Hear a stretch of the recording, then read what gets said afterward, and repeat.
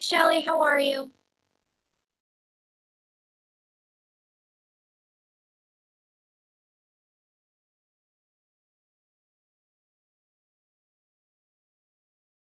I'm good. How are you? Good, thanks. I was walking away from my desk and I'm like, oh no, let me run back. All right, I'll join you in a second. Thanks. No problem, thanks.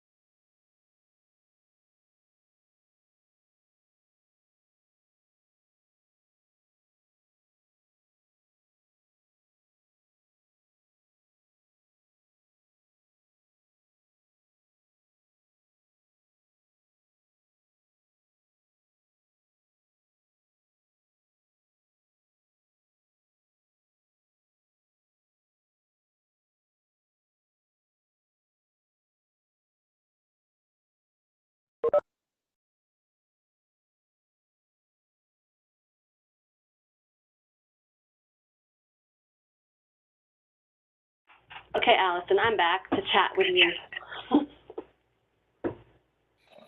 Wonderful. Sounds good. I did want to thank you too for all of your help with the webinar. I kept meaning to send out a thank you email and time just got away from me. So we really appreciate My pleasure. I think that it ended up flowing in a great way. And I just can't believe we're in the middle of February. I'm like, how did that happen? I know. It did. It flowed very well. You're all so knowledgeable, and I think that helped quite a bit.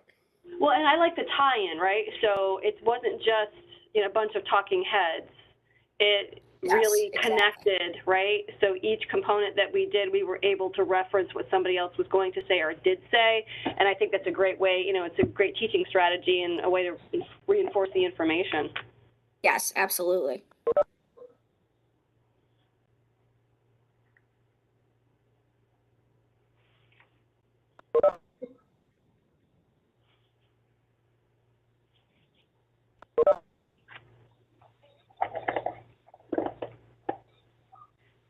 Allison, do you need our faces, or are you good? No, you are good. Okay. Oh, you just don't want to see me? Is that what it is? No reason. I usually decide at the last minute if I want to show my own face.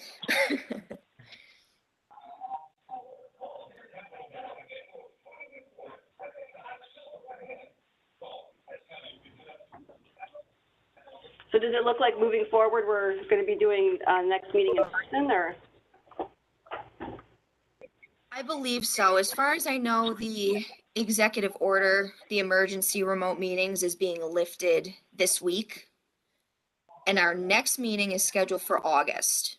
So right now I'm going to say it will most likely be in the DCJS building. Alfred E. Smith is usually where we hold the in-person ones.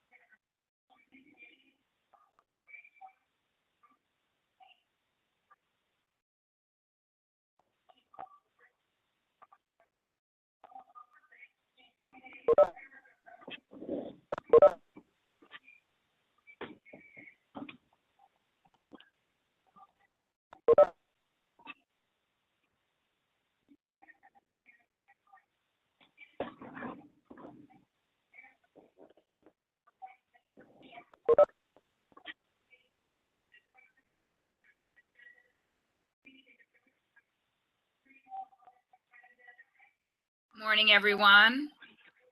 Morning. Morning. Afternoon. Johanna. Good Morning. afternoon.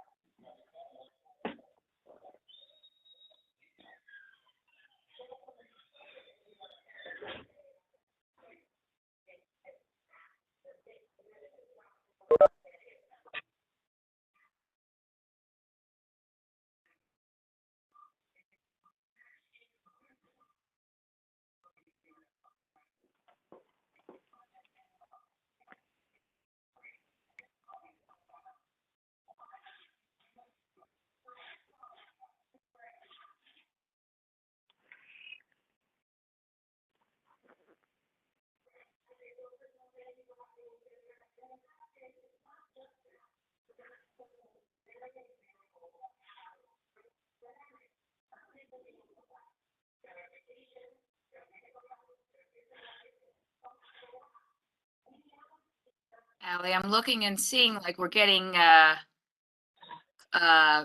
closer, but I don't think we have everybody just yet. Is that right? Right, I think we're waiting for a couple more. Okay. Good turnout, though. Very good turnout. Look It's at my exciting to list. see.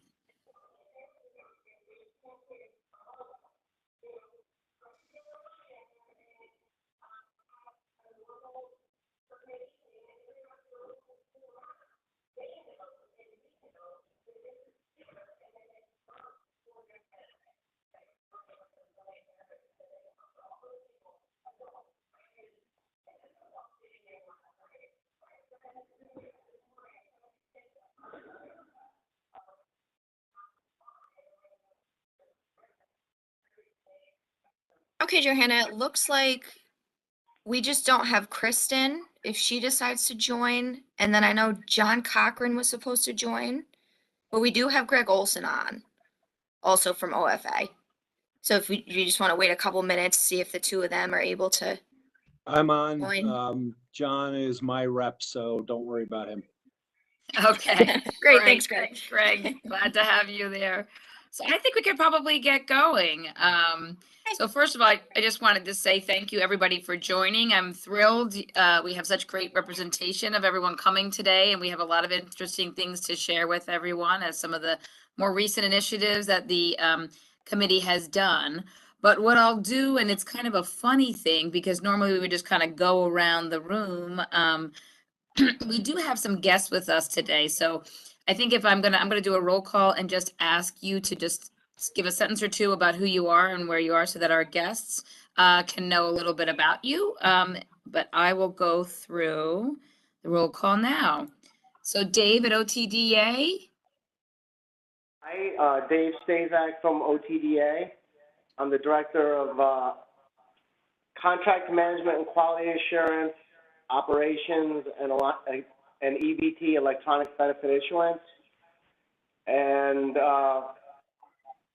I also had a history of managing the SSP program, the State Supplement Program, which is responsible for giving disabled people, including a lot of elderly, a state supplement a state supplemental check that goes with the SSI benefit. I'm sorry, I'm getting feedback. I apologize. No worries. Sorry about that, Gary. Sometimes technology is lovely, right? Until you have these little kind of funny quirks. So I should have started by saying we have colleagues joined from the Model Consulting Group who are going to talk to us a little bit today. I think you all saw with the agenda, who are going to talk to us a little bit about some training. So that's why I was thinking it's helpful for all of you to sort of say a little bit about your background so they know who they're talking to today. So Gary with the AG's office. Hi, everybody. I'm Gary Brown. I'm the statewide elder abuse coordinator at the New York State Attorney General's office. I do a lot of outreach both to elderly folks as well as professionals who work with older adults about scams and frauds and how to avoid becoming a victim. Thanks so much, Gary. Chief Rotuno from Cicero. Chief? Right. Yeah, Chief Rotuno, Cicero Police Department. I'm also a member of the Onondaga County Elder Abuse Coalition, and I represent New York State Association of Chiefs of Police. Thanks so much, Chief. Chief Cataldi from Brighton. Hi, good afternoon, everyone. I'm David Cathalli. I'm the Chief of Police from the town of Brighton, just outside of Rochester, New York. Thanks so much for being here, Chief. Shelley with OCFS. Hi, everybody. Shelley Feebeck. I'm the Bureau Director of Adult Services here at the Office of Children and Family Services, and we provide state oversight for protective services for adults in the local districts, as well as family-type home for adults, which care for dependent adults who are no longer able to live alone. Thank you so much, Shelley. Now, I see Julie from the Bronx DA's office, but was Julie able to join us? Oh, hi, Julie. I see you waving. Hi, yes. Can you hear me? I can, yes. Hello, everyone. Julie DeLeon from the Bronx District Attorney's Office. Good afternoon, everyone. Good afternoon. Thanks for joining us. And it looks like Kristen Kane, you were able to join us also. Hi, Kristen. Hi, everybody. Sorry I was a few minutes late. Good to see you. Kristen No. Kane, Queens DA's office. Chair of the DASNY, DA's Association of the State of New York, Chair of the Legislative, Co-Chair of the Legislative Committee, formerly Chair of the Elder Abuse Sub-Legislative Committee, and former Chief of the Elder Fraud Unit here in Queens. Thanks. Thanks so much for joining us, Kristen. Appreciate it. And we'll stick with the DA theme here, or well, I should say former DA, right? Candy Vogel. I'm not a former DA yet. I'm still a, Not yet. I am Chief of the Special Investigations and Prosecutions Unit of the Erie County District Attorney's Office, which for those who don't know, that's out in Buffalo, New York. And our bureau covers financial exploitation of the elderly as well as schemes and dreams. Thank you. And Candy's been an active member for a while with us, so thanks for joining us today. Thanks.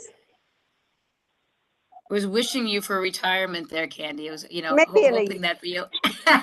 year or so. I know everybody's lining up behind me. No, probably about a year. All right, Kathy with OVS. Good afternoon, everyone. Kathy Davidson. I'm a crime victims, forgot for a minute. Crime victims specialist 3, and one of the supervisors of the compensation side of our agency, which provides the compensation for one of the units is the essential personal property claims, in which we have many elderly folks who've been scammed. And also I oversee the personal injury and death claim compensation unit. Thanks so much. And from the state police, we have Deputy Superintendent Mark Clark. It's actually Mary Clark. And Mary Clark.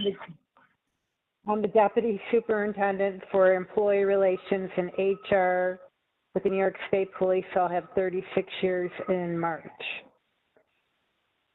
Sorry about that, Mary. I apologize for that. And the Assistant Deputy Superintendent, Robert Gregory. Yes, Robert Gregory. I'm a Lieutenant Colonel with the State Police, assigned as Assistant Deputy Superintendent for Employee Relations. Thank you. Great. Thank you so much for joining us. And as I said, we have guests from the Model Consulting Group. Dermot Whalen, do you want to introduce yourself? Sure. Good afternoon, everyone. My name is Dermot Whalen. I'm a senior training consultant with Model Consulting Group. I've been full-time with Model just about 2 years. Prior to coming and working for Model Consulting Group, I was a police officer in New York State. I started off in New York City with the New York City Housing Police. I worked in the Bronx out of PSA 8 for about 8 years.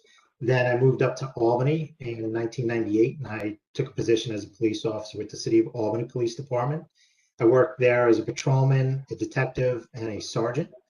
And when I retired from there in 2013, I immediately took a position with the New York State Justice Center for the Protection of People with Special Needs as a criminal investigator. And I worked there up until 2020. And then I left and went to Model Consulting. Excellent. Thank you for joining us today. And I believe we have Kate. Now I'm going to say this, hopefully I'm saying this correctly, Homan with the Model Consulting also? That was correct. Hi, everyone. All right. My name is Kate Homan. I am also a senior consultant with Model Consulting Group. I've been with Model Consulting Group full-time since 2020, so 2 years now, which is kind of hard to believe how quick time flies. But before that, I was a forensic interviewer at a local child advocacy center in New Orleans, Louisiana, which is where I'm still located today. And I'm a forensic interviewer by trade. I've been interviewing for the last 8 years, and then started developing courses and delivering trainings with MCG in 2017 when we were initially developing this Project Find curriculum and some of the other curriculums that we'll talk with you guys about today, over the last few years with a group of whole bunch of experts. So really excited to be here today and share some stuff with you all. Thank you so much. We appreciate you being here. And Stacy Whitney also? Yes, thanks so much. So Stacy Whitney, I'm currently the Senior Director for Model Consulting Group, a Finger Lakes native. So I'm a New York native also. So I hear Rochester and Erie County, and I think go Bills. So I was the senior forensic interviewer at the Child Advocacy Center in Rochester, so Monroe County, for 8 years. So that's where I got my background and start in this field. And then similar to Kate's story, joined Scott Modell for the development and delivery of these trainings that we're going to be sharing with you all today. So the three of us have been working together since about 2017. And then, as Kate mentioned, with a whole bunch of other experts and input from throughout the country. So excited again, just to share that with all of you. And I'm in Tennessee now. We relocated about 2 years ago, but New York's still home. And, I miss the Finger Lakes in the warmer months. I don't miss it right now, but in the warmer months, I definitely miss it. So thanks again for having us, guys. I was gonna say, you and Kate are doing probably a lot better than us today. It's something like 5 degrees, I think, in upstate New York, so. And Greg, I know you chimed in the beginning, but do you want to take an opportunity to say hi? Sure. Good afternoon, everybody. Greg Olsen. I'm the director of the New York State Office for Aging, among overseeing a network of 59 area agencies and working with 1,200 community-based organizations to provide a variety of non-clinical home and community-based services. We administer in partnership with the OVS, the EMDTs across the state, work extensively with OCFS and others, and provide a variety of funding grants to Lifespan to coordinate with others around the state to address elder abuse in all its forms. Thanks so much. So I think, is there anybody else on the call? I see a 315 number, but I think I have everybody. But did I miss anybody? Hi, good afternoon, everyone. I'm Deputy Inspector Kenneth Perez, and I represent the New York City Police Department. So glad that you were able to join us. Thanks so much. All right. So I think now we have everybody here. So the way we normally go about these, and I'll just walk you through the agenda a little bit for today. So very exciting. We have a quorum. We've had such great participation from our members who have been coming to this, and we've had some really great projects coming out of it. And so today we do have a quorum, so we can vote on the minutes that were sent out. So we'll do that. We'll get our presentation from the Modell Group and about the training there. We'll talk a little bit about the recent training that we did in conjunction as a wonderful partnership from everybody here, and talk a little bit about how it was received and what went there. And then we'll talk a little bit about some ideas and brainstorming as to what we want to have upcoming in this upcoming year, and some initiatives, and what are some issues that you're all seeing as experts in the field, and what can we do with that work. So first, I am excited to say that we had all of the minutes from the September meeting out, and I'd like to see, do we have a motion to accept those minutes? So moved. Do we have a second? Second. Couple seconds. I see for Allie, who's taking notes, I see Kristen. I think she had raised her hand as a second. So, and what I'm gonna have to do, and it's a little awkward, everyone, and I apologize for that, but I'm gonna have to take a vote by you individually going around, since we're in this meeting. So we have it properly done. Dave with OTDA, how do you vote? I vote to accept the minutes. Gary with the AG's office. Hey, aye. Chief Rotono.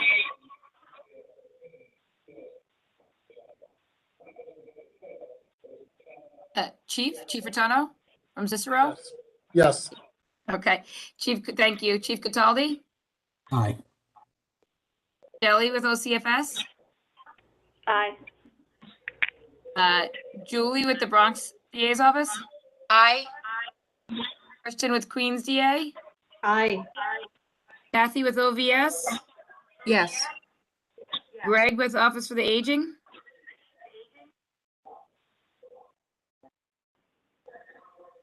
Oh, I don't see if Greg.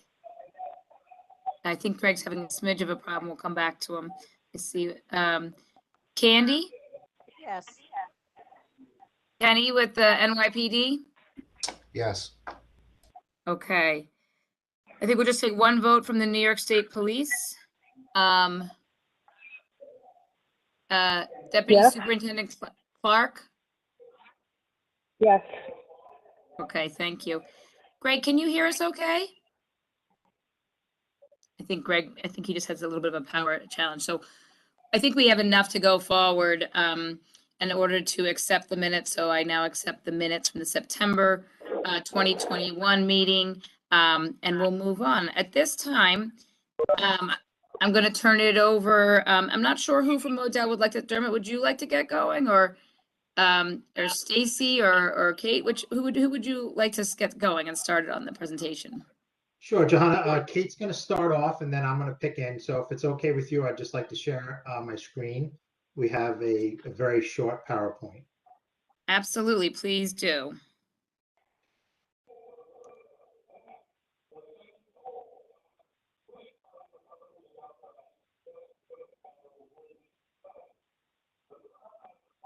Okay.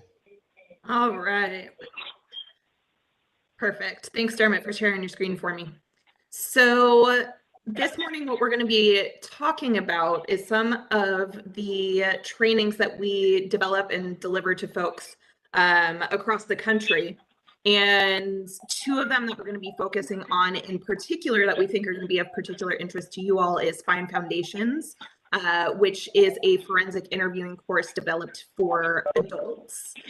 Which I know forensic interviewing is something that we normally talk about when we talk about, interviewing children and child advocacy centers, but we think that this is something that can be applied broadly across the spectrum for any victim or witness. All of these practices that we talk about are founded in best practices and research. And like we mentioned, have been developed with, a number of experts in forensic interviewing, as well as, folks from law enforcement and reviewed by folks who are attorneys to ultimately, create this model so that we can provide that we can gather reliable information from adults, across the age spectrum.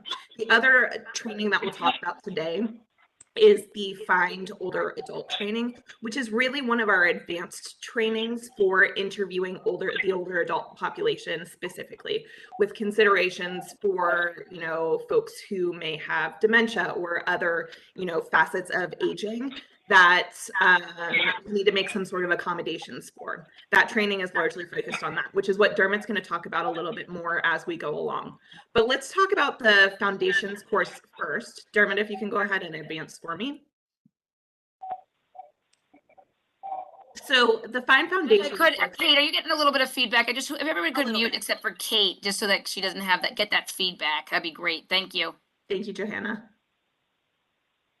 Perfect. Okay. So the Fine Foundations course, like I mentioned, is a course that's developed for interviewing adult victims and witnesses of crime. Anyone who is an adult victim or witness, this sort of model is something that could be applied to them. It is a 5-day course, whether that's live or in a virtual format. It's a 5-day course regardless.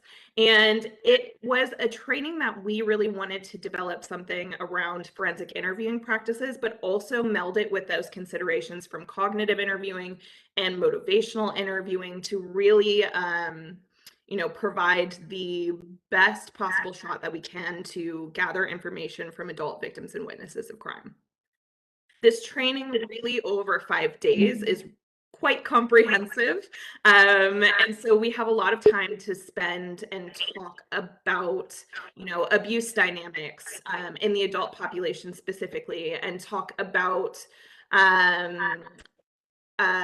like how to conduct an interview and practice each piece of an interview, because in the forensic interviewing world we use a model that has multiple stages. So we teach folks how to effectively communicate and what are the skills that are there so that we can develop engagement and rapport and be really victim centered and follow an individual's lead within an interview setting.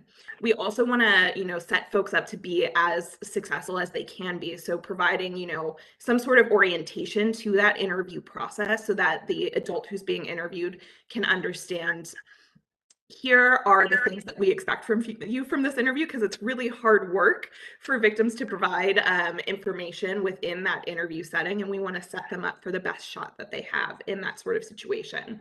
And then also talking about how to effectively elicit information from an individual about a crime or crimes that may have occurred in the most reliable and legally defensible way possible. So, you know, the focus on the types of questions that we ask and the focus on the organization, so that we are tapping into folks' memories in the best way that we can, so that we're gathering information that can lead to corroborative leads that can help investigations go forward, and that adults can, you know, seek justice.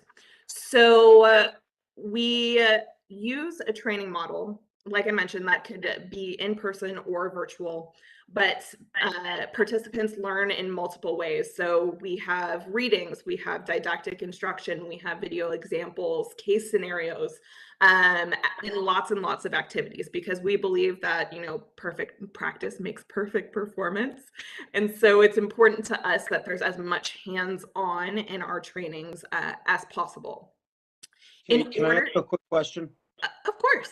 I'm so sorry. So this sounds great. Who's the target of the training? What types of people would receive the training?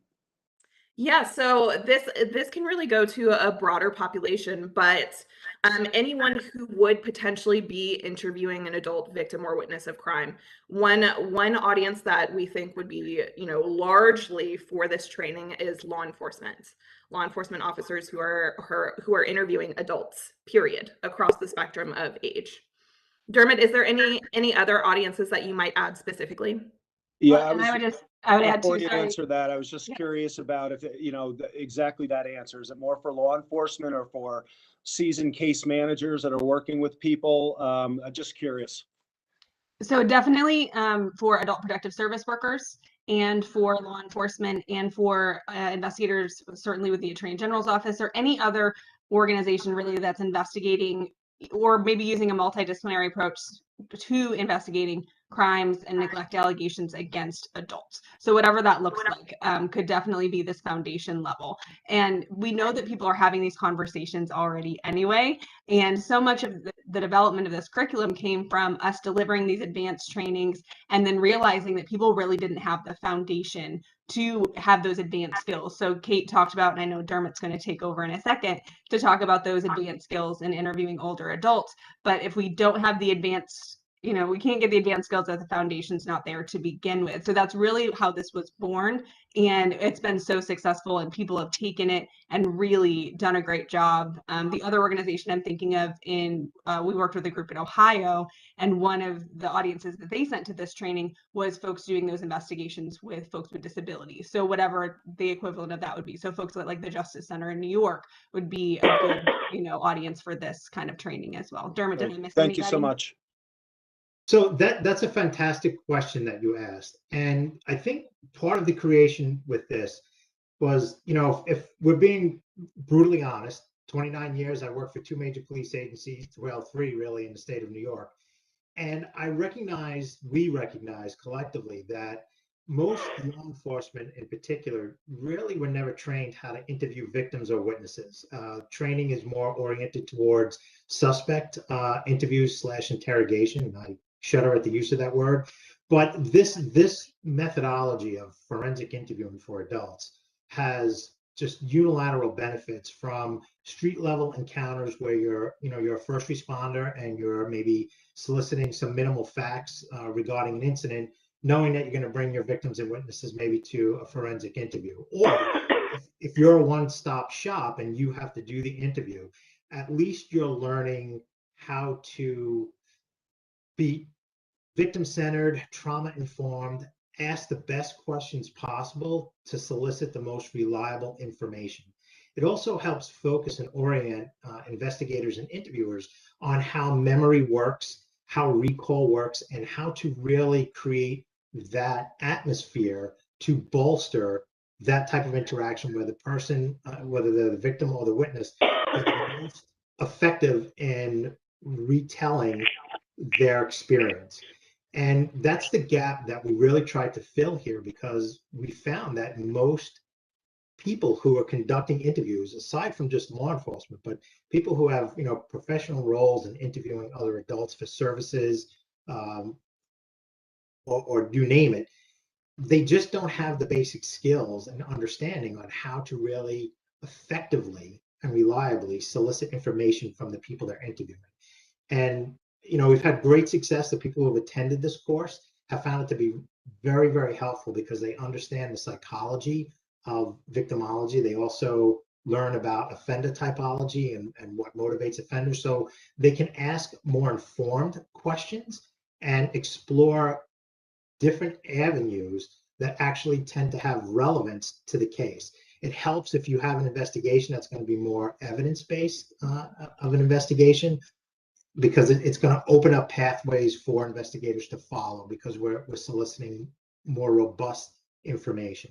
So I think the audience, it's definitely applicable to law enforcement, but it also has a much broader base too. I think any professional that's interviewing any other adult. Thanks, Dermot.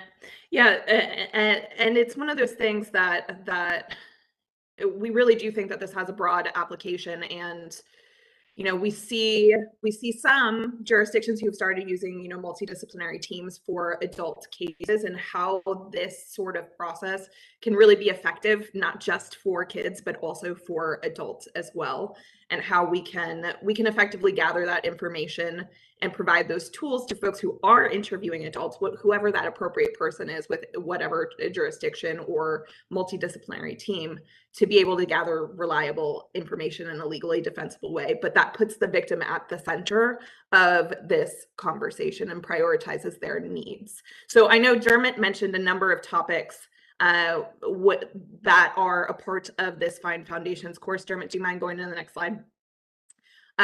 We love to cover the gamut. We really do. We think through how can we make our processes, in whatever role the person is in, whether it's law enforcement or adult protective services or some other organization, or victim and family advocates who are speaking with adults, how can we make this process trauma informed and victim centered, and really place that individual at the center of this, so that we're not asking folks again and again and again to repeat themselves, or that we're doing this in a way that we keep the lens of trauma in mind, and the way that people, lay down memories, like Dermot mentioned. And how can we keep that in mind when we're doing these interviews, so that we're not prioritizing just the things that we need as investigative bodies, but, prioritizing how that victim is able to recall details and gather as much information as we can and help them along that way in the process.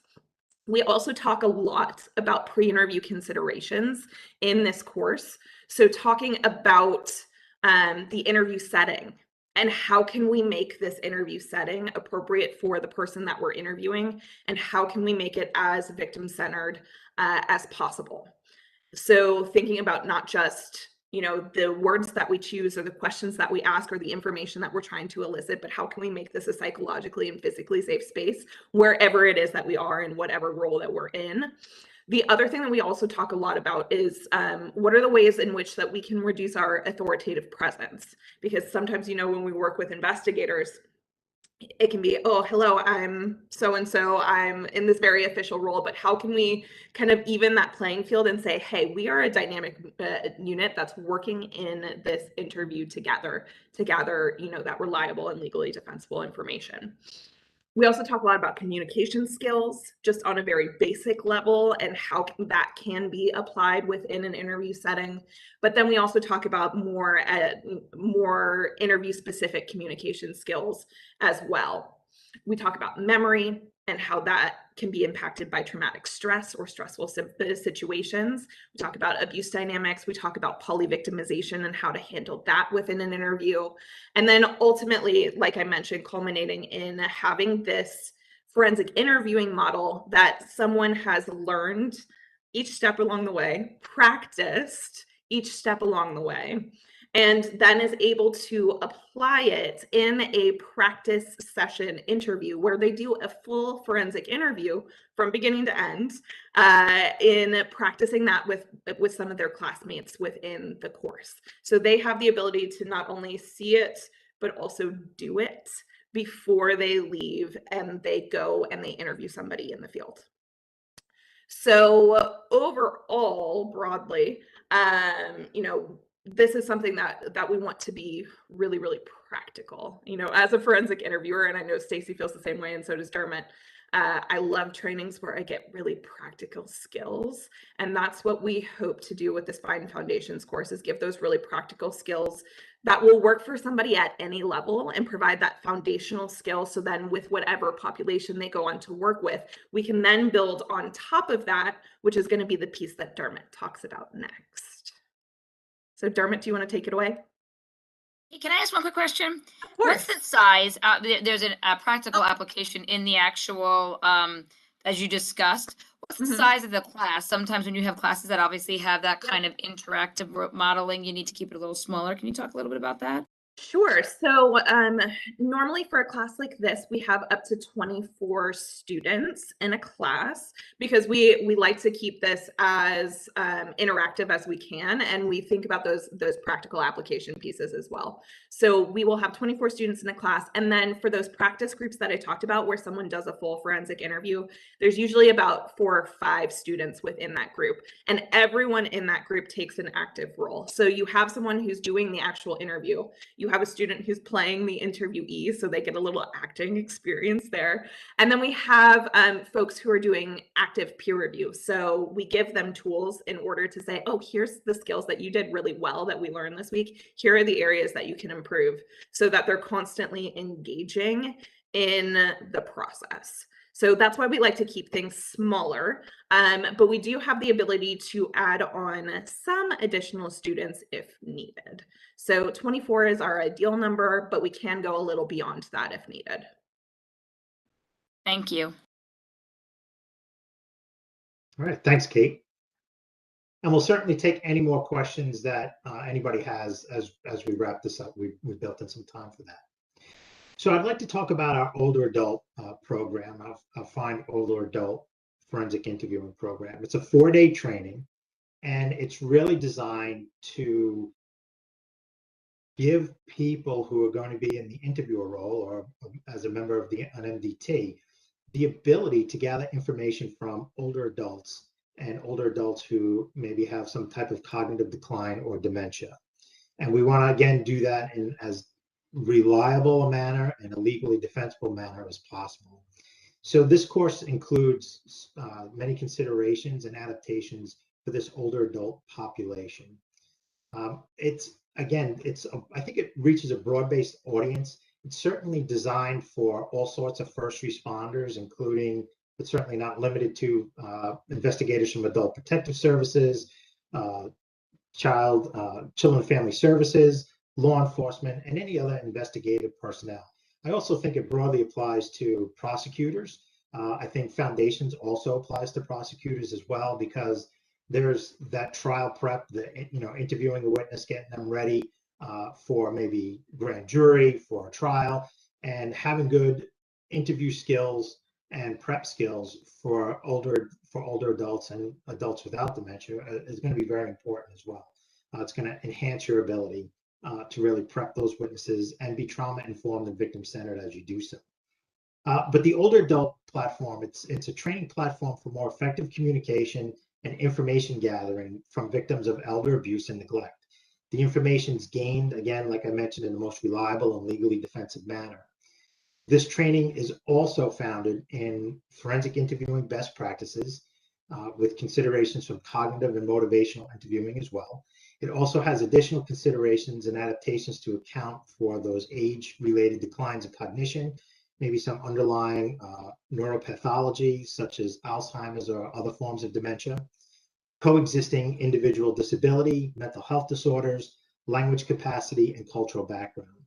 And participants who attend the course will, again, learn through readings, didactic instruction, video examples, case scenarios, and then participating in activities throughout the training. and all aspects of the training. So we take this crawl, walk, run type of philosophy when we start introducing elements of our model that they get to practice them. They get to, practice with their peers. They get the words out kind of underneath our supervision. We help guide them and enhance them along the way, because we do believe that perfect practice will make perfect performance, which then culminates again in the last day is all working as a case scenario and doing kind of a mock full-fledged forensic interview with their peer group. We supply very detailed role plays for the actors to follow. And one of the benefits that we've come to find in doing these trainings is I'll call it the reciprocal empathy, if you will, for being a person being interviewed. So as much as a student will learn about interviewing itself by asking highly effective questions and, being empathetic, establishing rapport, providing narrative practice, and getting somebody to talk, they also have the opportunity to develop the lens of being somebody who's interviewed. And I really think that helps build an inroad to being more empathetic, victim-centered, and trauma-informed, because the shoe is literally on the other foot, and they get to see what it's like to sit in the other seat as well. So that enhances the training that they receive in actually doing the actual interview. May I ask a question, please?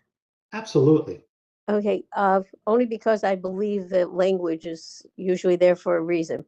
The term legally defensible is in your slide. May Yes. I ask, that was obviously put there for a reason.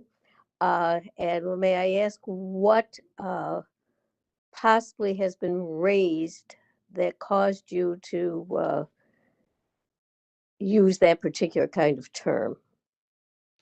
That's a great question, Candace.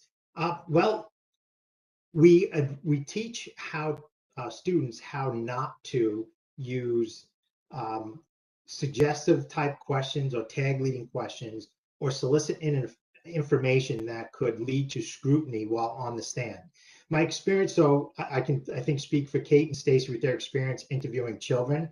The way the court maybe addresses in certain jurisdictions that interview, certainly the child, in most cases, has to testify, but oftentimes the forensic interview might be introduced in a legal proceeding. So that interview can come under scrutiny, especially by defense attorneys who want to suggest that the interviewer was leading and suggestive and maybe solicited information from the child in an inappropriate way that, got the child to say what the interviewer wanted the child to say. So with vulnerable populations, we take this consideration also into account. So, some of our primary work teaching the forensic interviewing of people with disabilities and people who don't speak take into these considerations so that we can't be accused, because quite often people with disabilities are portrayed to be very childlike and will answer, and research has shown that they are vulnerable and susceptible to leading and suggestive questions. So we really want to minimize the use of any of those questions. Actually, we want to eliminate from the interviews by providing better questions or better methodology to asking questions and soliciting information that really ward off any allegations or innuendo that we were leading and suggestive when soliciting information from our victims. In cases where we might have to be like a straightforward evidence-based prosecution and maybe certain statements get admitted into trial, again, I want to be able to clearly testify that I solicited information in a non-leading or suggestive manner, especially as we get into interviewing older adults who might have certain coping skills and develop certain survival habits, and folks with cognitive decline or some form of dementia, that we just want to be able to defend the information that we receive as a result of any type of forensic interview. Does that answer your question?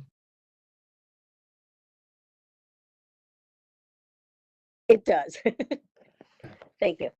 Kate, That's a Stacy, great do you have question, but it was anything such an attorney question. I noticed it was anyone else pick up on that, right? Like such an attorney question. That's great. Thanks. Which is great, and that's why we have it in there, because it's a very important consideration for us, which makes the viability of forensic interviewing these vulnerable populations possible, and for us to take an unafraid approach. My experience with the Justice Center really kind of rounded out my police knowledge and experience. I got to work hand in hand with our special prosecutors. I went through more trials in the 7 years I was with the Justice Center than the 22 years of policing prior. And I learned a lot prepping with the special prosecutors and, getting ready for trial, and then seeing how the trials unfolded and really being one of the primary witnesses in the trial. Having done strictly evidence-based, a mix of strictly evidence-based prosecution, as well as, the victim being able to testify as well. It really enlightened my perspective in a lot of ways. And, the other folks who contributed to development of our curriculum also shared that perspective to say, hey, we need to get this information in just a very reliable, very defensible manner. And we don't want to open anybody up to scrutiny, extra scrutiny on the stand because we asked bad questions during the interview. So I think it helps us as investigators, and ultimately might help a victim or a witness who's on the stand under cross-examination or everything like that, because they just provided the information. We didn't necessarily get it from them by asking leading or suggestive questions. So love the questions, great. So in this curriculum, this is just a very big kind of macro look at it. There's a lot of information. I think the manual is over 300 pages. So we really delve deeply into certain topics before preparing our students to engage in the model, because we want them to understand a lot of dynamics. So we want them to understand what is elder abuse, what forms does it take. That way you know what to ask for and what to probe for. When it comes to sexual abuse of older adults, the physical abuse, the neglect by caregivers, self-neglect, financial abuse, certainly the scams, the emotional and psychological abuse. I think for quite a few people, it's hard for us to imagine that these types of abuse happen to older adults and people with dementia. Certainly, when I started with the Justice Center, I never expected to see the type of neglect and abuse that I encountered with people with disabilities and how they were getting abused and neglected. It was kind of a little earth-shattering for me, a little mind-numbing for me, that after 22 years of policing in 2 major cities, that we had never really come across this, didn't have training in it, and really didn't know that these types of abuses were happening to this population. And I think the same thing applies for older adults and folks with dementia who are receiving care from family members or in care settings. We also talk about the impacts of elder abuse. We talk about, I think some societal biases and assumptions about aging. We talk about the older abuse dynamics, again, victim typology, offender typology. We discuss issues regarding the aging body and just, the factors of the aging body, as well as the aging brain, the normal aging of, the normal brain, the cognitive decline, and folks with some form of dementia. Some physical signs, some natural aging signs physically. So we kind of get into all of that so that the interviewer, again, can more intelligently and deliberately probe for different sources of information, which might lead them to areas that need further corroboration, that an investigator can then, pursue and look to corroborate or, debunk the allegation, if you will. And then again, it has a specific forensic interviewing model that we overlay. So we talk about polyvictimization again, multiple victimization events, competency versus capacity, as well as consent is discussed. Those tend to be some hot button topics that people are confused about. And like I mentioned, our model is a pretty comprehensive model that includes pre-interview considerations, which in all our models, we discuss pre-interview considerations because quite often interviewers don't prepare themselves for the interview. They don't necessarily get background on the person that they're going to be interviewing. They don't necessarily think about, well, what kind of preparations do I need to make to the interview setting? What kind of physical adaptations in accordance with the American with Disabilities Act do I need to make? Because, older adults might use canes, walkers, wheelchairs, or other mobility devices. They might have special needs that we should be accommodating before they enter into our interview setting. What are their abilities? Instead of being what are their disabilities and what can't they do focus, what are their abilities? We promote an abilities-based lens to approach an interview. And then our model goes through how to build rapport, how to engage an older adult, how to build rapport, how to take them through narrative practice, doing check-ins.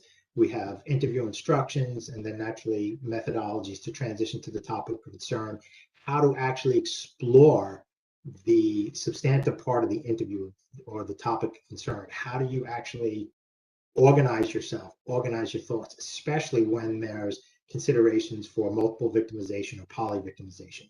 How does the interviewer keep themselves organized, and how do they best organize the interview for the person that's being interviewed so that they're the most successful in actually recalling details? That seems to be a very difficult area for quite a few interviewers and investigators, because they tend to jump around from thread to thread asking questions, as opposed to having a methodology to work through the interview so that both the interviewer and the interviewee can be most successful. This class, again, is designed to take 24 students, but we can expand a little bit. It's a 4-day course when we do it live, and I believe we're going to probably stretch it to like a 5-day. It'll be 5 days, but 2 half days if we do it virtual. So like the Monday would be a full day, Tuesday would be a half day, Wednesday a full day, Thursday a half day, and Friday's a full day. We do that virtually because Zoom is real, Zoom Face is real, and we try to give folks a break so that they can kind of take time and absorb all the information that's coming their way. So with that being said, the reason we had reached out, and we greatly appreciate the opportunity to address you all with what we're doing, is that we at Model Consulting would really have a passion for helping vulnerable populations. That's folks with disabilities, people who don't speak, and the older adults. And we have a lot of different experience that we bring to the table. So Kate and Stacy have extensive experience as forensic interviewers. I have pretty extensive experience at doing some forensic interviews of vulnerable populations, as well as conducting full-blown investigations that either go on administrative track, criminal track, or had gone both ways with the Justice Center. We've really collaborated with internationally renowned experts in forensic interviewing, older adults, folks with dementia, prosecutors, to, and you name it, to really build these programs and protocols, because we recognize that there's a gap. These cases are not easy. They could be challenging and they could be intimidating, but we want to kind of take the intimidation away, maybe even the awkwardness that interviewers might experience when encountering somebody who is an older adult with dementia, and they might not know how to navigate that. We want to make them more comfortable by giving them the skill set and the knowledge on how to interact with that person, so that these folks actually have access to justice after they've been victimized.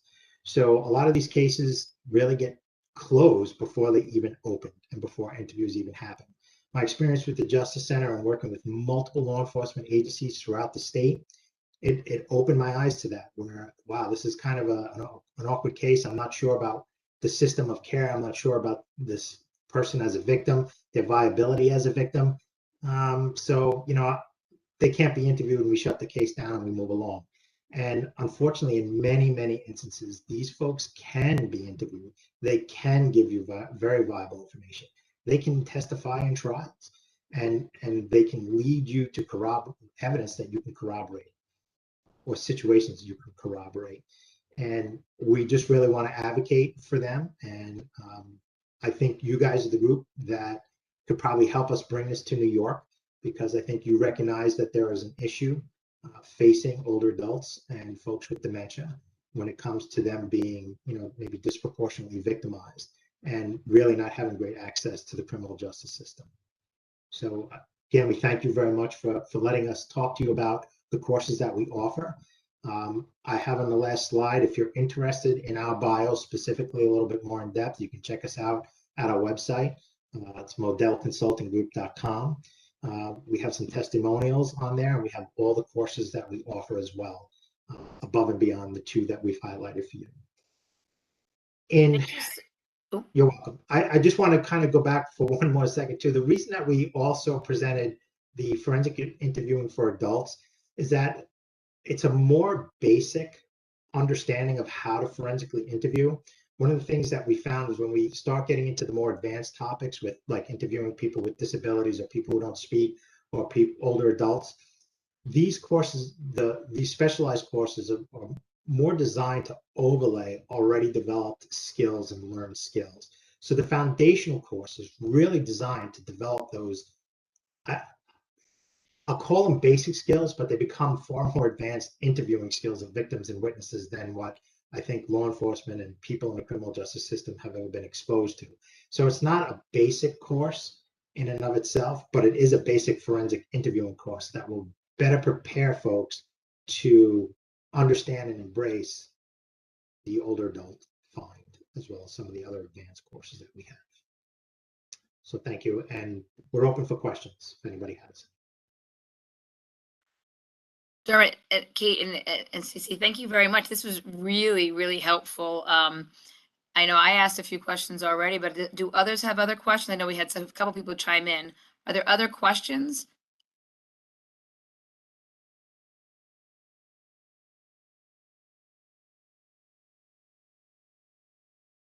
Okay.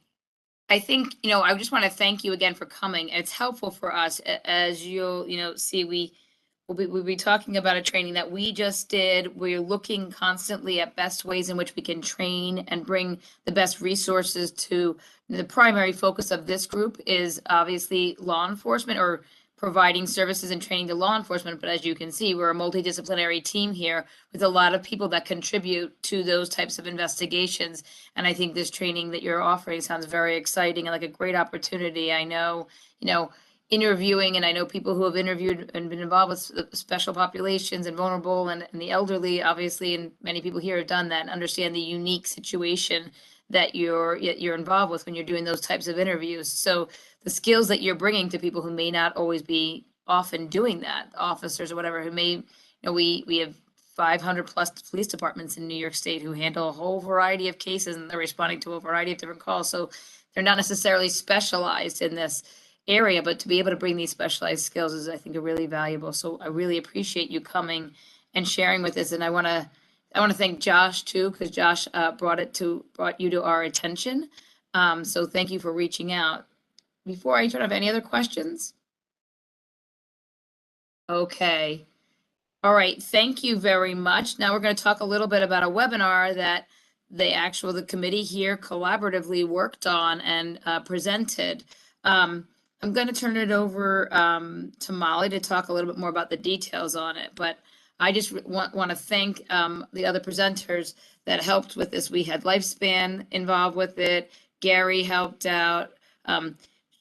Shirley helped out. Everybody helped out. And I appreciate you guys very much for coming. Shelley and Gary, myself, and we had a representative from Lifespan, and it was very well received. And, Molly will talk to you a little bit about it, but I can tell you I was at the Sheriff's Association just a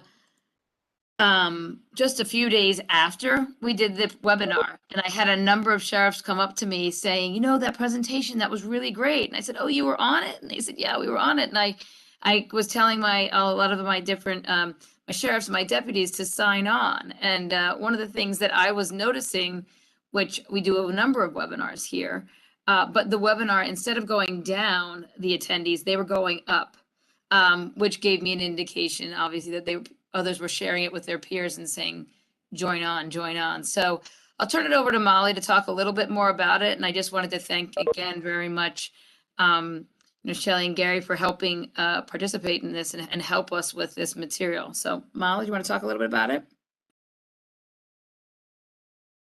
Sure. Good afternoon. Just wanted to, reiterate Johanna's comments with thanking all of our partners, from the committee that helped put on the webinar. It was presented on January 11th. It was Detecting Financial Exploitation, Identification Strategies, and Resources for Law Enforcement. It was a very successful event. We had well over 200 people sign up to participate. We ultimately ended up with 193 people, which is very, very good for our webinar numbers. And since then, an additional 80 folks have watched the recording. Typically what we do, we record the live event and then we send out the link for folks that want to watch it that weren't able to participate when it was live. So we do get more folks involved that way. We did have a evaluation form that was automatically generated at the end, and the majority of the folks who participated in it were in a law enforcement capacity, and they were either investigative or executive level folks. Very, very positive feedback. They all rated the presentation as excellent or very good, and most indicated that they're able to take information away from our presentation and use it for their jobs, which that's sort of a goal of any training that we present. If there's something you can take away and then put it in action at a later time, you know, that to us, that's, you know, a very good sign.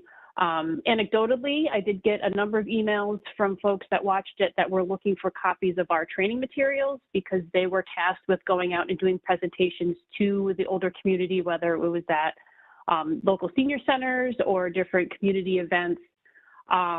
So it was kind of like a twofold presentation where, you know, we wanted to give folks investigative ideas and sort of recognize the problem and ways to investigate it. And then conversely, folks are like, yeah, this is great, you know, especially with the scam information, you know, they wanted to go and present it to their communities as well. So, you know, I think all in all, it was a very successful event, and we appreciate everyone's, you know, input and help with putting it on. Thanks so much, Molly. And I just want to remind everybody from Model, if you'd like, you can stay on, but don't feel obligated to stay on for the rest of our meeting, but please feel free to stay on if you would like to.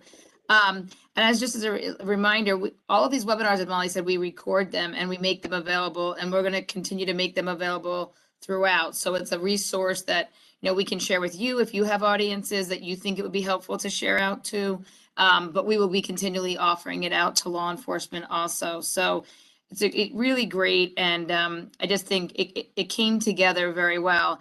And the only people we can give credit to for that, obviously the presenters, thank you. But Allie and Molly did a phenomenal job in pulling this together and looking through the materials and the information and thinking of the flow of the webinar and what would make the most sense. So I just want to thank both of them for their hard work and thinking this through and getting it out there. We will be adding it to the toolkit also that many of you have been involved with. So as you all know, we've done this toolkit with a ton of different resources that we share out to law enforcement. So it will be an additional resource that will be available to law enforcement from the toolkit. So I think that's it. Does anybody have any questions about the webinar before we move on? It's Gary. I just wanted to echo what you said about Allie and Molly and how helpful they were in putting together the PowerPoint that we used. It was really super. So thank you very much. Thank you. All right. So I'm going to take us to move on to the next thing. So we wanted to talk a little bit with all of you about brainstorming on what are some other things we should be doing. You know, we have focused a lot, I think appropriately so, on financial exploitation, because when we kind of reinvigorated this committee a few years ago when we did a survey out to law enforcement about what areas they felt they needed the most training with elders, there was a great emphasis on financial abuse. So as you know, we've been focusing a lot on that with webinars and toolkits and lifespan trainings that we've been, you know, we brought in and those types of things. But we wanted to do a couple of different things and just hear from all of you is, are there other areas of elder abuse that you think we should focus on?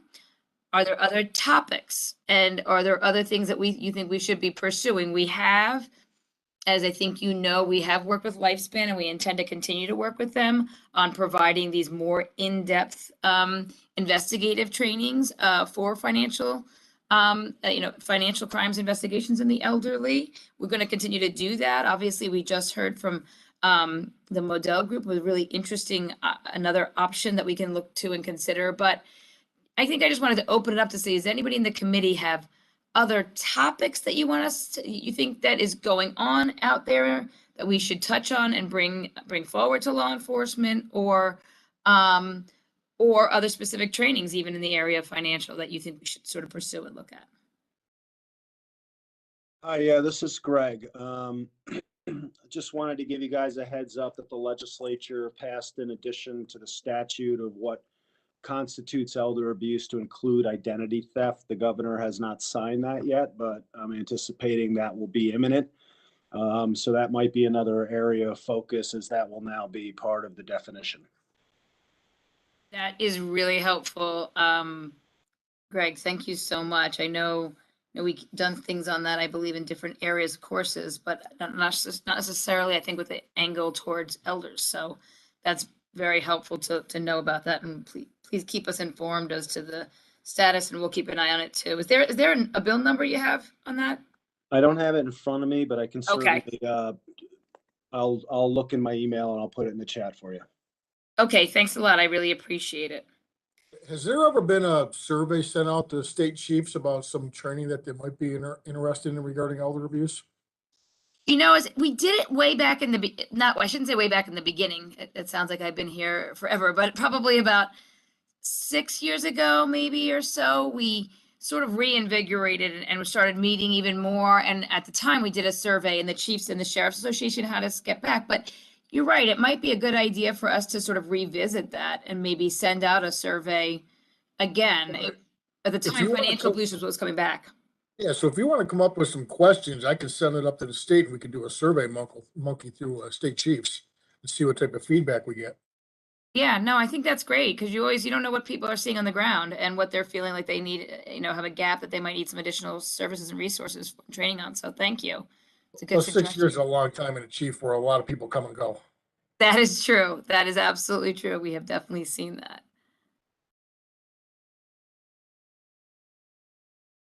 Does anyone have any other ideas or thoughts? Johanna, I just wanted to mention we are seeing an increase in stranger assaults. I don't know. I know our Special Victims Bureau here, they were seeing like a 100% increase in the number of assaults out on the street, stranger on stranger. Sad. I don't know what we as a committee can do to address it, but it's maybe in the prevention area. And reaching out to the senior centers and the folks that work with the seniors to remind them about street safety. Because right now crime is rising, as we all know, across the state, and the elderly are not immune to the victimization, and we're seeing it. The physical exploitation has been rising tremendously, and also the grandparent scams. So it's what I've been hearing across the state. Yeah, I think that's a great idea. And if you have anything that you want to coordinate or help coordinate, get out, we see that entire network. So rather than do it piecemeal, we have 860 senior centers. And like I said, 1,200 organizations. We touch 1.5 million older adults or their families every year. So we would love to be involved. If there's anything packaged, I agree with you. We're seeing the same things. We'd be happy to help coordinate getting that out. Thanks so much, Greg. A few years ago, and with respect to Perez, this is good to do. I know NYPD had a whole packet of, and we had talked about it when we were sort of preparing for this, thinking the same thing, that maybe should we come up with some prevention tools. And we remember that NYPD had done a really nice job, and I think it was Deputy Inspector Corey, when she was here and participating, that she brought forward a whole packet and of explanation of things that you had developed or NYPD developed and provided out as prevention tools that kind of came along with a presentation that was done. Is that something that's still ongoing with NYPD? And I'll have to reach out to her. I could email her right after this and find out exactly what it was and where they're using it. I'm sure it's around, and how often things are rotated through changes all the time. And they might have put it on our training portal, where now that's where it sits and people have access to it. But unless, we go on and advertise it, it's kind of just going to keep on, in the back and in the front, in the back and the front. So I'm going to check with her right after this and see where it is. Thanks a lot, because I think it might be an area that we could, especially as Molly had indicated after the webinar, some people reached out to us asking for some of the information so that they could present at community events. And so I think if that's another tool we could offer for presentations for prevention at community events, that would be very helpful, to see, and I think helpful to the locals. Okay. Yeah. If it's available, I'll get it. I'll share it with the whole group. Thank you very much. And I don't know, Greg, if you have any additional that you know of that you've seen. If not, I mean, we can obviously continue to work, but I know obviously all your work with, with your different communities and the aging across the state, the aging offices. Are there other trainings you've seen that you like, that you've found that you think are effective? Well, I just first want to back up. What the NYPD did was amazing. I still have a couple things in my drawer. You guys had developed these little blue things where you pull the pin and it makes an alert, and it winds up wrapping around your wrist. So if you're walking down the street, similar to the point, and you're attacked, you can hopefully warn those things off. But I think the stuff you developed is easily replicable outside of the city, which is why I liked it so much. No, we're seeing the same things. I mean, there's a whole bunch of issues that have already been raised that I think people have talked about. The scams, identity theft. We're working with Liz Lowy and her new organization. There was some money in the budget where we're going to be expanding a bill payer program in 10 of the Western states, either to prevent or help address some elder abuse issues. But one of the things that, I think might be an opportunity for this group, there's really two things. We've launched a variety of platforms to combat social isolation during the pandemic.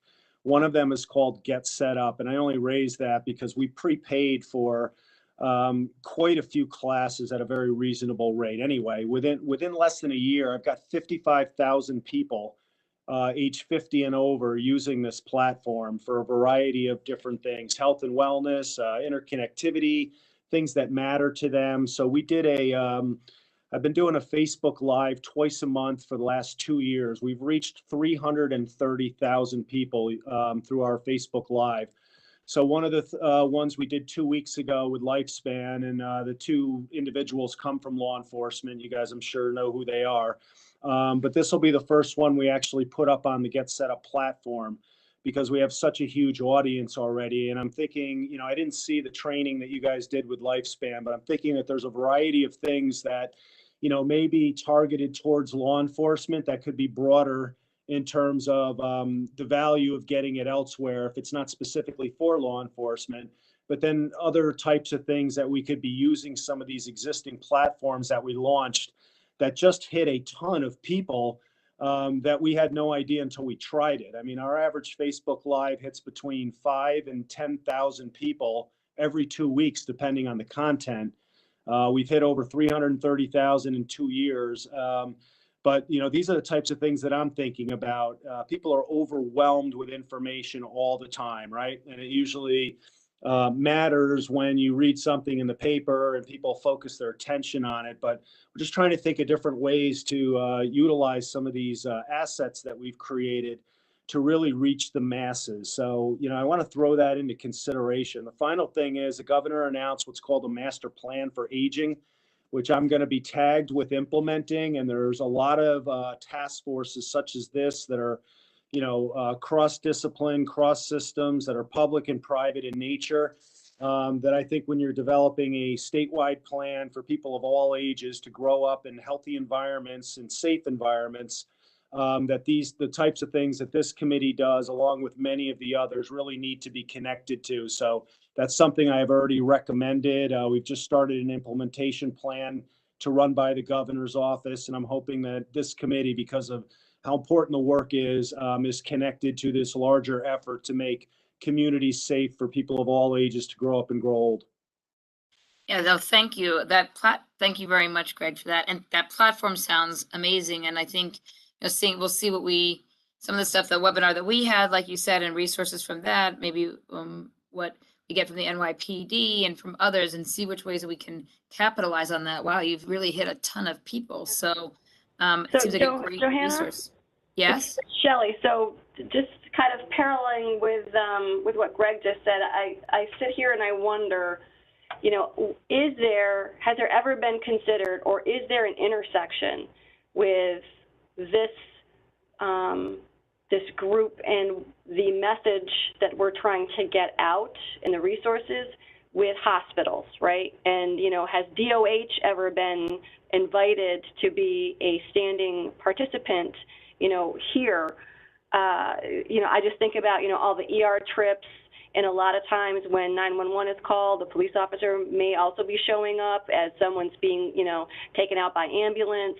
And is there a connectivity between those two frontline components, right? Because our ERs are frontline as well. So I don't know if that's something that's ever been considered. Is it something that we think is worthwhile exploring? And then it kind of goes to Greg's master plan of those cross disciplines who are seeing, these folks in, potentially, traumatic or very concerning situations. Shelley, I think that's an excellent idea. I mean, we do work with DOH on a variety of different initiatives, whether it's a Narcan initiative or we're working with them on human trafficking type of things. I know, OPDV has done different DV overlap with them and training, on emergency care, emergency workers on these types of things. So I think that's great. And we'll brainstorm on like who, or at least reach out to our DOH people to see if they have, who they could point us in the right direction. Who might be somebody, if this is something that we could do, to point us in the right direction to talk about ways in which we can cross share or share the information we have. But if you also have any connections with somebody in particular that you think might be good, you know what I mean, Yeah. for us to connect up with, I think that'd be helpful. Can I jump in for a minute? Because Shelley, I think that's spectacular, and that's absolutely on my radar. So, we are one of the first states to develop, age-friendly health systems and dementia-capable health systems. There was a bill that was passed a couple of years ago where we've worked with the Home Care Association and some hospitals to test screening for elder abuse in all its forms in the emergency rooms. But actually, it's Haney's. The woman's name is Dora Fisher. She used to work for me, who was leading the age-friendly health systems on behalf of the health department. The contact is Charlie Williams, who is part of our whole age-friendly New York. So those are the two contacts. And I think, Shelley, that is a spectacular idea. And I think that there's definitely ways. I mean, half the problem with all the work that we're doing is reducing duplication and connecting the dots. There's more than enough going on out there, and it's just connecting all of these dots together, not creating new work because the work's already there. So I think you're right on the money in terms of trying to connect, again, the work of this committee, the work of the EMDTs, all the stuff that's going on with the health systems. There was a goal to get 15 health systems on board for the age-friendly health systems. They are approaching 100. So there's a huge appetite for this interconnectedness. And again, Shelley, thanks for raising that. You're right on the money. I'd be happy to help connect the dots. Great. Yeah, that would be great, Greg. Thank you both. That's a very, very exciting opportunity there. And to know that there's somebody specifically at DOH working on that is huge. So I think that'd be a great opportunity for us to make that connectivity. Thank you.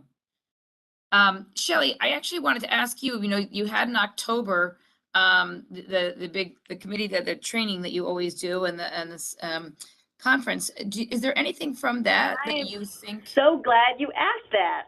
There we go. See, I just teed it up for you. You did, and so I'm wondering. We just had our I don't want to call it a kickoff, but our annual planning meeting, our first planning meeting. We always do it in January, believe it or not, planning for something in October. And we're going to have a debrief on that because we brought our steering committee together. And I was sitting here going, I don't know if this is the right platform to ask, you about, who can we bring to that symposium. So it's the AATI, which is the Annual Adult Abuse Training Institute. And we generally have folks from law enforcement, lots of, attorneys, and we partner with NYSOFA and, obviously our APS folks from the counties. And I was sitting here thinking, okay, so where's there a space, because I know there is, for what's been happening that we've recently done. I don't know if we want to show the training that we just did, as well as maybe have, we've been bumping around maybe doing some cafes as opposed to workshops where there can be more interactive and networking and kind of cross pollination of resources, in addition to, what do folks want to connect with our group, right? So And, I don't have an idea right now, but I wanted to kind of pass that by you. I didn't know if we wanted to take the committee's time to do that, but certainly I'm open to that. I was gonna say, Charlie, we could definitely twofold. Obviously, I know we've done in the past, and when I say we, I mean Molly Bates. I should just say Molly Bates has helped and been participated in that and trying to brainstorm about different presentations. So we'll be happy to continue to do that again. And meet with you offline and share with you different thoughts and presentations and presenters that we think might really do, a nice job of helping out in that area. And then if there's anything from the last one in October that you think we should know about and maybe continue to further expand, if you get an opportunity to think about that, please let us know. Yeah, absolutely. Thank you. Okay, great. All right.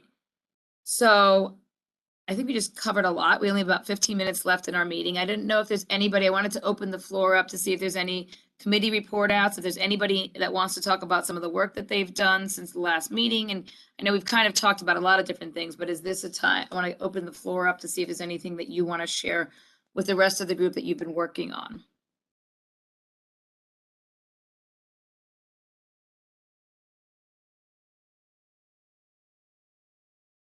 Okay. I know we kind of overlapped and some of you are working on things with us that we've already talked about. So I completely recognize that also. So, so we just had a lot of great ideas here, and I think we'll continue like we do always and reach out to those of you that have talked about the different ideas. I know Greg had to run, but we'll be connecting up with him further and possibly reaching out if there's other resources. I appreciate, Deputy Inspector Perez, I appreciate you reaching out and seeing if you can provide some of that to us after the meeting, and any other information that you think would be helpful to share. And I'm excited about the platform that Greg's got and the ways in which we can reach there. Obviously, additional trainings. I thought that was a pretty interesting presentation from the Model Consulting Group. So I'll be interested to see some more about that and what we might be able to do with that. So thank you all again for your time. I know you're all extremely busy, and we appreciate you, taking time out of your day to meet with us. So thank you very much for that. Thank you to Allie and Molly and Josh for, as always, pulling this together and pulling the group together to lead it. So with that, have a great afternoon, everyone. Everybody. Have a good day. Thank you, everyone. Thank you.